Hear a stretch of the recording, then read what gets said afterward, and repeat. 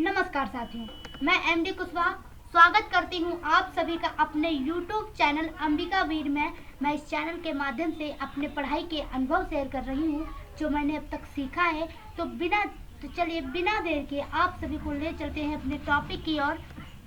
और आज का हमारा टॉपिक है क्लास 10 इंग्लिश का चैप्टर 1 के आगे जो पोएम है, हमारी दूसरी पोएम फायर एंड आइस, उसके हम क्वेश्चन एंड आंसर पढ़ेंगे। और ये पार्ट 1 है जिसमें हम क्वेश्चन एंड आंसर पढ़ेंगे फायर एंड आइस पोएम से। ठीक है, तो आप सभी से मैं एक छोटा सा अनुरोध करूंगी, कृपया हमारी वीडियो अच्छी लगे तो लाइक कर दीजिएगा, दोस्तों में शेयर कर दीजिएगा और चैनल को सब्सक्राइब जरूर कर लीजिएगा। तो स्टार्ट करते हैं।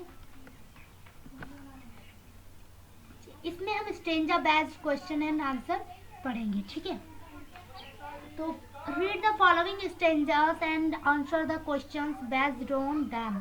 कह रहा है कि जो मतलब जो ये स्टेंजा है नीचे दिए गए हैं, इनको पढ़ के इसके अनुसार मतलब क्वेश्चन के आंसर दो। ठीक है, some say the world will end in fire, some say in ice. मतलब कह रहा है जो कवि है रॉबर्ट फ्रॉस्ट, ठीक है, वो कह रहे हैं कि कुछ लोग कहते हैं कि संसार का अंत किसे आग से होगा, किसे आग से होगा। और कुछ लोगों का कहना है कि संसार का अंत यानी कि वर्ल्ड विल एंड, मतलब कि जो आइस है, बर्फ है, ठीक है, उससे होगा। कुछ लोग कहते हैं कि संसार का अंत अग्नि से होगा और कुछ लोग यानी कि कुछ अन्य लोग कहते हैं कि बर्फ संसार का अंत करेगा। From what I will be tested of desire, I hold with those who favour fire. यानी कवि जो है वह उसके अनुसार, ठीक है, कवि इच्छा को, डिजायर, इच्छा को अग्नि के समान मानता है और कहता है कि असीमित इच्छा या कह सकते हैं हम तृष्णा संसार के अंत का कारण बनेगी। असीमित इच्छा संसार के अंत का कारण बनेगी। तो इस पे कह रहा है कि क्वेश्चन के आंसर दो। आंसर द फॉलोइंग क्वेश्चंस, नीचे दिए गए या निम्नलिखित क्वेश्चंस के आंसर दो। Question 1, the poet considers desire as fire, is true और फाल्स।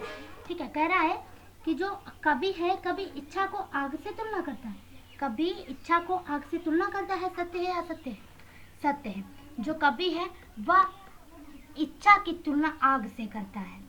ठीक है, क्वेश्चन 2 क्या कह रहा है, what types of desire will cause the end of the अर्थ। यानी किस प्रकार की इच्छा, व्हाट टाइप ऑफ डिजायर, ठीक है, व्हाट टाइप ऑफ डिजायर, किस प्रकार की इच्छा विल मतलब कि करेगी, cause the end of the earth, पृथ्वी के समापन का कारण बनेगी। कॉज माने कारण, ठीक है, cause the end of the earth, पृथ्वी के अंत का कारण बनेगी किस प्रकार की इच्छा। तो अनलिमिटेड डिजायर, असीमित इच्छा, ठीक है, असीमित इच्छा क्या बनेगी, कारण बनेगी। The end of the earth, पृथ्वी के अंत का, पृथ्वी के अंत का कारण क्या बनेगी, असीमित इच्छा पृथ्वी के अंत का कारण बनेगी। Unlimited desire will, unlimited desire मतलब कि अनलिमिटेड असीमित डिजायर इच्छा विल, जब हम आगे वाले टेंसेस में यूज करते हैं, कॉज कारण, द एंड ऑफ द अर्थ, यानी कि अंत, ऑफ माने का, द अर्थ माने पृथ्वी, ठीक है, पृथ्वी के अंत का। क्वेश्चन 3 देखते हैं, how many popular views does the poet present regarding the end of the world. यानी कवि कितने प्रसिद्ध विचार संसार के समाप्त होने के विषय में व्यक्त करता है। कवि जो है वह कितने प्रसिद्ध, पॉपुलर व्यूज, ठीक है, कितने प्रसिद्ध, मैनी पॉपुलर व्यूज, कितने प्रसिद्ध विचार, ठीक है, क्या करता है, संसार के समाप्त होने के विषय में व्यक्त करता है। Regarding the end of the world, संसार के अंत के मतलब संसार के अंत के समाप्त होने के बारे में, ठीक है, कि संसार का समाप्त होना वो किस विषय में मतलब व्यक्त करता है, कैसे प्रेजेंट करता है। The poet present 2 popular views, जो पोएट है, कवि है, पोएट मीन्स कवि, कवि क्या करते हैं, प्रेजेंट यानी कि प्रस्तुत करते हैं, 2 माने 2, पॉपुलर व्यूज माने 2 प्रसिद्ध विचारों, ठीक है, पॉपुलर व्यू प्रसिद्ध विचारों, रिगार्डिंग विषय में the end of the world, संसार के समाप्त होने के विषय में दो पॉपुलर व्यूज यानी कि दो प्रसिद्ध विचारों को क्या करता है, प्रेजेंट करता है, प्रस्तुत करता है। Question 4, what is the name of the poem, यानी कि जो स्टेंजा दिया गया है हमारा कौन सा, some say the world will end in fire, some say in ice, from words I will be tested of desire, I hold with those who favour fire. ठीक है, तो ये जो पोएम है इसका नाम पूछ रहा है, तो इसका नाम क्या है, fire and ice is the name of the poem. Stanza 2 क्या है, बट लेकिन if it had to perish twice, लेकिन जो ये जो हमारा वर्ड है ये क्या 2 बार समाप्त हो सकता है, 2 बार नष्ट हो सकता है, पेरिश यानी नष्ट होना। आई थिंक मुझे लगता है, आई नो मैं जानता, इनफ ऑफ हैट यानी जो कवि का कहना है, ठीक है, कि तृष्णा जो कि अग्नि का प्रतीक है संसार का अंत करेगी। अब वो कहता है कि घृणा जो कि किसका, बर्फ की प्रतीक है, वह क्या, वह भी संसार के लिए उतनी ही हानिकारक है, तृष्णा की ही भांति घृणा भी संसार को नष्ट कर सकती है, यानी कि जो संसार है वो 2 बार नष्ट हो सकता है इस प्रकार। ठीक है, कि घृणा भी और तृष्णा भी।